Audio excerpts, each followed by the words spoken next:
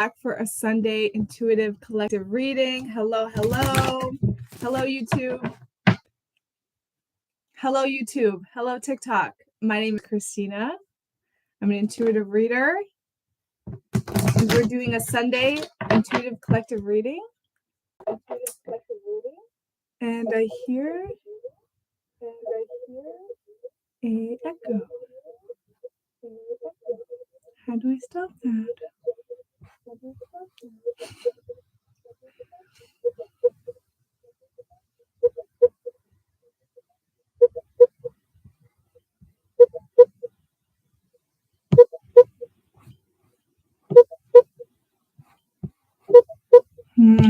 Anyone here that can hear my sound?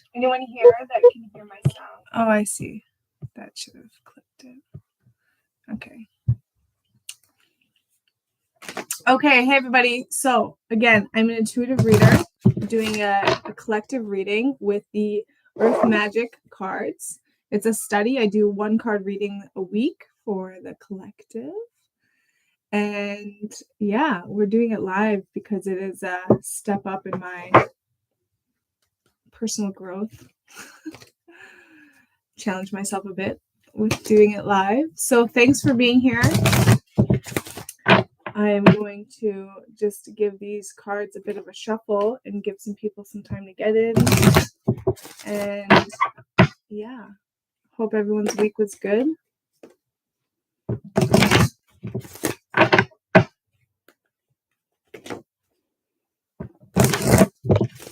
I'm very excited for this reading. They are very therapeutic for myself. Even though they're for a collective, that's what I find. Readings and just sharings in general, people that share specific points about their experience in life and what they see in this world, it is so much a reflection of our own personal process that I'm walking. Like what I share in these readings is so much about me and what I'm going through, and people either resonate or they don't, which is kind of cool in terms of that whole collective point. Okay, so I'm just going to go ahead and pick a card, get the show on the road. Thanks for being here. How's my sound? Okay, and the card is, yeah, oh my god, it's so beautiful. Oh my god, look at that card, river. Movement. This card looks like where I live, legitimately. I live in British Columbia, Canada, and it's seriously like it was like by my house. What a beautiful card. Okay, so let's see. Movement. Simple. The word is simple, and it's that point of like life is like moving like a river. Life is like moving like a river, and there are different like types of river expressions. You can have a raging river, you can have a smooth, soft, just like lightly sailing river. But for me, what this card brings up is that point of like ever moving, ever flowing, ever unfolding, ever opening, ever changing, ever like it's this point of constant movement. Life is actually like a constant movement. And even in that point of, spirituality and philosophy and religion and all these different things talk about this stillness and this silence and quiet within you. Within that, there is actually always movement. There is actually always something going on. There is an actual complete void of silence, because I can't relate to that in terms of how I've experienced silence. When I become quiet, when I become still, I feel and experience more, and I see more, and there's like way more life happening, and there's way more things to observe and to experience and to recognize. And so it's that point of like life is not meant to be stagnant. This is also the point of water moves always. And what happens when water stops moving? It becomes stagnant, and it becomes where like disease and illness and things breed that aren't actually beneficial. And so it's that point of constantly moving. And I can relate to this in terms of, I wasn't sure if I was going to come and do this live today or this reading today, because this last week I came into some realizations about where I've been in my life and how much I've still been existing so externally, like focusing so much on the external points of my reality as being something that can fulfill me, or something that can give me life, or something that can give me answers. It's like still this external search. And when I do that, I get so off balance and so out of sorts with myself. It's like I lose focus. It's like falling. It's like I feel like I'm falling, and I'm just like all over the place, and I don't know what's what and where's up and what's down and who's who and what is going on. And I just get it's just a mind fuck. And so realizing like, oh, right. It's important that I live for myself. It's important that I make decisions that are best for me, that feel right to me, that serve me in my life. And so I was looking at this point of not doing a reading as a matter of just like giving myself more space and time to just be with myself, and to make sure I'm clear with me, and I know my direction is for me, and I'm expressing and doing for me rather than doing for another, or for an idea of obligation or an idea of responsibility that I have to something external.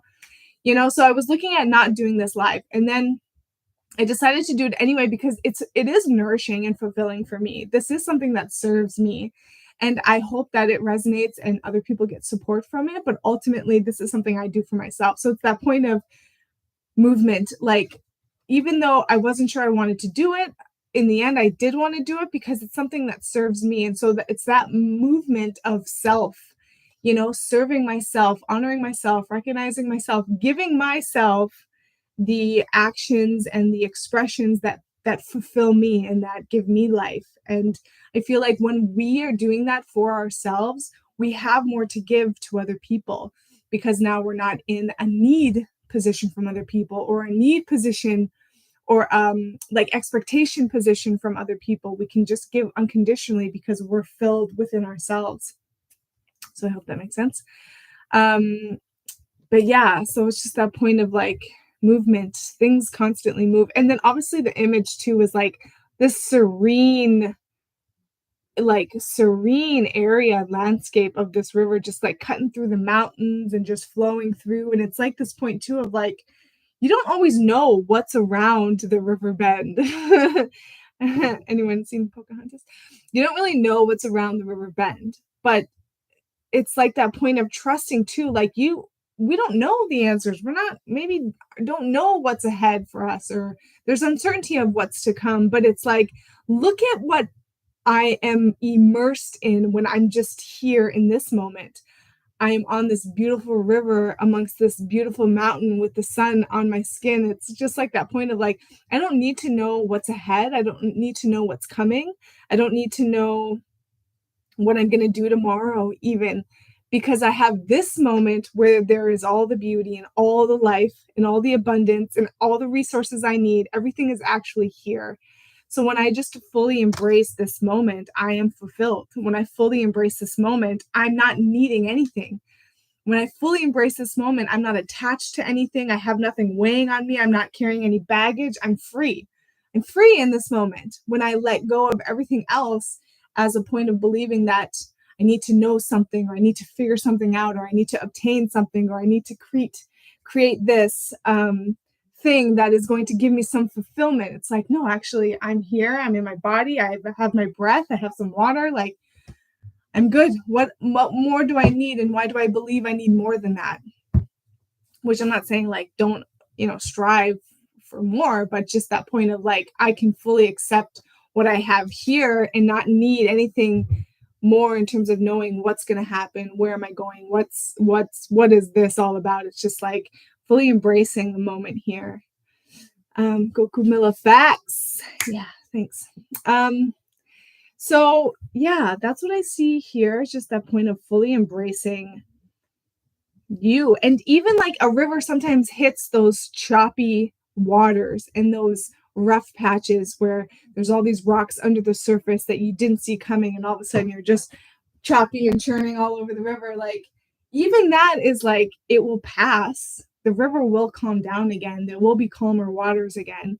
So it's just a matter of learning how to navigate yourself through those, where you know that it's like, this is not the end of the story. This is not where the story ends. This is not forever and ever, forever this way. It passes, and it matters more who you are in relation to these things than what is actually being experienced, because you have the choice in every moment to decide, who am I in relation to what is happening outside of me?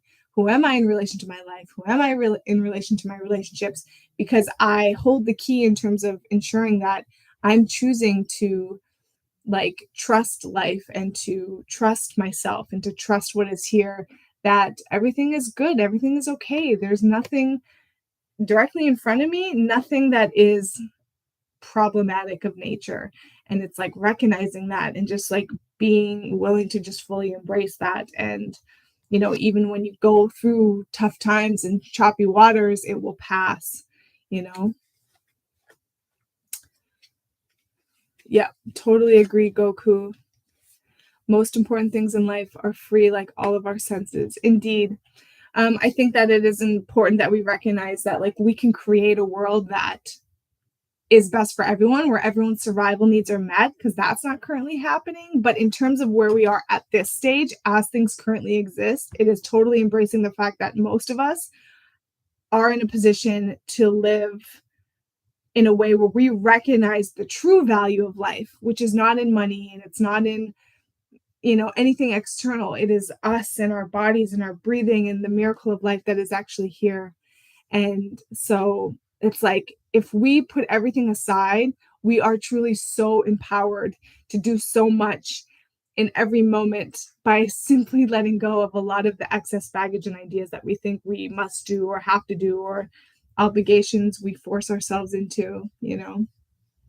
So I'm open to, if anyone has any questions or comments or perspectives they want to share. I'm going to read the book definition here in a moment. I'm looking two places. I don't think I mentioned this because I'm live on YouTube and I'm live on TikTok. So thanks for being here. But that's why I'm looking back and forth. Embracing the ups and downs, because if it wasn't for that, then we would not be here. True. And I also think that sometimes when we go through these hard times, like I am coming out of a point where I created a lot of unnecessary turmoil for myself because I was so focused externally that I got myself all off balance and out of my center. And because I was focused so much externally that I didn't realize everything I need is actually here as me and within me. And I created this turmoil for myself. And as unpleasant as it was, and I didn't like it, I learned a lot, which was a lesson I had already learned, but it solidified and like substantiated some old realizations, like, oh, right, this is the conclusion I came to last to. This is why I don't want to do this. This is why I don't want to be in this position. This is why I don't want to hold this belief, because I see all the ways in which I'm limiting myself and how truly way more fulfilled and heard I feel from myself when I'm living for me and not something so external. So even in the moments where we're like, I don't want to experience this, I don't like this, I can't believe this is happening to me, those sometimes are the greatest gifts, because it helps us refine and clarify and see way more clearly what it is we do want to experience, who we are, who we want to be, how we want to direct our lives. So it's like there's actually every moment, good or bad, is such a gift for us in terms of how we use it and how we integrate it and how we allow it to be a lesson that we can then take with and apply in our life to be more specific.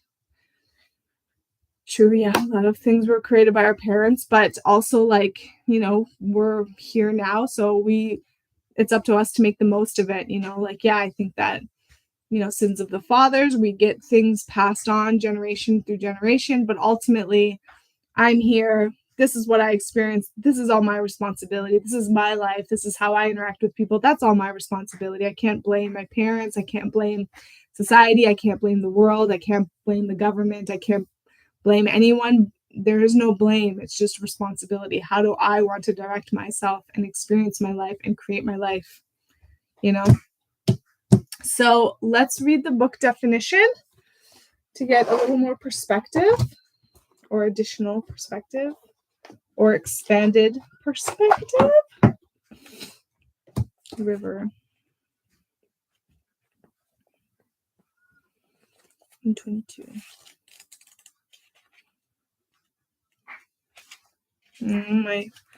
I can hear my husband and my son are listening to Michael Jackson. Will you be there right now? Okay, river. The softened light from the sun falls upon this meandering river, the sparkles reflecting the gentle movement and taking place in the river's body. She moves easily around the curves and rocks, sometimes gently, as portrayed in the card, and sometimes quite rapidly and intensely. Still, the river's movement will always eventually land her in the bosom of great grandmother ocean. Some of her water will evaporate along the way to feed the waters of the sky, just as it takes place in any other bodies of water, and bless the land and the seas with replenishment in a perfectly natural cycle that helps the planet sustain itself. Water is our lifeblood, a nutrient more essential than food. The flow of water throughout our body serves as a metaphor for how life itself flows through us and expresses as us.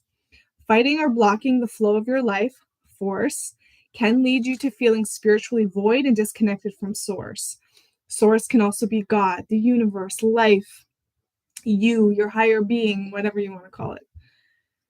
Just like the metaphor of the river, it does not work to force or fight this compelling movement. When you simply pay attention and observe the flow, it becomes easier to navigate your experiences and see what lies ahead, or at least get a sense of what is to come by the river changing geography that unfolds you as you cruise along. Your resistance is hampering your ability to make a choice in this matter. Surrender to the movement of life, be grateful, and you will see the signs along the shore and the river itself that offer you clues about what direction your egoless self will be making. Go with the flow is more than a trite aphorism. Here, it is essential that you do so now. Breathe, relax, and you will know. I am so grateful for this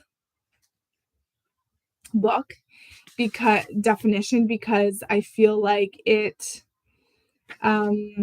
echoes a point that I came to again, where it's about that self-trust of like, how do I want to direct my life? How do I want to live my life? And how much did I depend so heavily on someone else to guide me and to tell me who I am and to tell me what to do? And this is sins of the fathers too. All the parents intervene and interject in a child's playtime and suggest that the parent knows better than the child. Sometimes that is the case, but oftentimes it's not. And it's that point of like, we have been designed or programmed or conditioned to believe that we can't trust ourselves and we don't know what is right for us. And we need to seek something external to show us something and to tell us who we are, to give us a sense of ourselves, when it's like, I have the ability to know myself, and I have the ability to get to know myself, and I have the ability to know what is best for me. And everyone has the ability to do that for themselves so that they are not needing an external point or an external system or an external study or an external source of information that apparently has this missing piece you're looking for. I feel like that is one of the main reasons why we have the system in which people feel so disempowered, is because it creates this idea or sustains this idea or promotes this idea that we need something external. And I'm just like, no, that's not true. We don't actually need anything external. Practical things, yes. At this stage, yes, there's some things, obvious, common sense things that we need. But in terms of emotionally, mentally, spiritually, intellectually, like this idea that who we are is lacking and missing something, and we need to fill ourselves with something that we get outside of ourselves, I think is just bullshit. And I feel like I'm here to eradicate this idea because it's just not true. And the power that we have within ourselves to guide ourselves and give ourselves direction and make a decision for ourselves is like so remarkable. So I'm definitely a big promoter of that point of like, we are so powerful and empowered to create the life we truly want, and that is actually best for everybody, by simply just doing that for ourselves. So, and I also like that point of like, that river flowing and just moving, trusting that it actually knows where it's going. So even if it doesn't know how it's going to get there, it does know where it's going. It's going to amalgamate and emerge and expand into the ocean and become and realize what it really is as the ocean, as all of the water. And so it's that point too of like, I don't need to know how I'm getting to where I'm going because I already see where I'm going because I already know who I am and like I know how I want to express and direct myself. And so that's why it's cool too, that point of being able to let go because I don't need to control the outcome. I already trust life. I trust myself. I know that what is being created is actually best for everyone because I'm living in a way that's best for me. So I think we can all do that and live that and express that. And yeah. So I am open to any comments or questions or perspectives that want to be shared while I finish up this reading. I'll give a few more minutes here. So thanks everyone for listening and being here. I hope it resonated. If anyone is like, if anything's unclear, I would be happy to clarify. So just let me know. Let's see. Embracing them now. The fact that love is creating our parents, though. It's try the best when they raise us. Yes, I agree. Not blaming them once you wake up, but it helps understand them. It's easier to forgive and love them for who they are. By the way, your father Michael is amazing. Learned a lot from him. That's cool, Goku. I'm glad you know my dad. You're like the second person that knows my dad that's found my channel. Cool. Hey, well, yeah, so thanks everyone for being here. This is such a beautiful card. It's just that point too of like there's just a simplicity. There's just simplicity to life. Like there can be such like the beauty is in the simplicity. Like there's nothing I don't know. It's like this point of there's nothing we need to do. There's nothing we have to get done. It's almost like another experience I've had this last week is like the work is done. We've done the work. We've done the work. And now let's get on our lazy river and just float on the ocean, float on the river to the ocean, you know? It's like this point of like just the work is done, man. I put in the work. I did the labor. Fucking pushed myself and I really overcame so much stuff and I've come to a lot of like clear realizations about myself and what I need and what I want and what I want to create and how I want to get there. And it's just like I can just give up all this other stuff that used to really weigh heavily on me, you know, the burdens of the world. I can really just let that go and trust that who I am and what I'm doing is actually creating what is best for all because I'm living what's best for me, you know.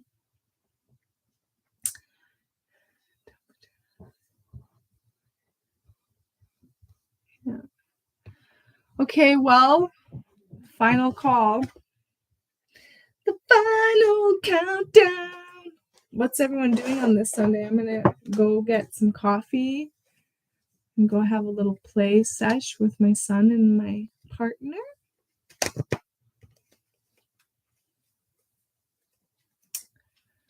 Thanks everyone for being here. If you're watching on TikTok, why don't you tap the screen a couple times? Give me some hearts. We got 5 people watching. Can I get a couple hearts, kids?